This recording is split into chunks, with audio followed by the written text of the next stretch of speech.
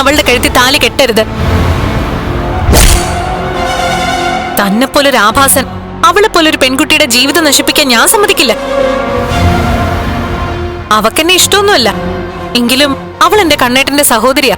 അങ്ങനെയുള്ളപ്പോ അവളുടെ ജീവിതം നശിക്കാൻ പാടില്ല. അതിന് താൻ ശ്രമിച്ച തൊട്ടടുത്ത നിമിഷം തന്നെ കണ്ണേട്ടനെല്ലാം അറിയും. എന്റെ ഭർത്താവിൽ നിന്നും ഒന്നും മൂടിവെച്ച് കൊണ്ടുനടക്കരുതെന്ന് ആഗ്രഹിക്കുന്ന കൂട്ടത്തിലാ ഞാൻ. എന്നിട്ടും താൻ കാല് പിടിക്കുന്ന പോലെ പറഞ്ഞതുകൊണ്ടാ വലിയൊരു സത്യം മറച്ചു വെച്ചത്.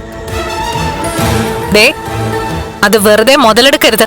ഏയ് ഇല്ല മഹാലക്ഷ്മി, തന്നെ വിശ്വസിക്കാനൊന്നും പറ്റത്തില്ല. ഞങ്ങളുടെ കിടപ്പുമുറിയിലേക്ക് ഗുണ്ടയെ പോലൊരുത്തനെ പറഞ്ഞു വിട്ടിട്ട് അവനെ കൊണ്ട് എന്റെ കാമുകനാണെന്ന് പറയിപ്പിച്ചവനാ താൻ. അയ്യോ, അതിൽ ഞാൻ പ്രതിയല്ലാന്ന് പറഞ്ഞല്ലോ. മിണ്ടരുത്.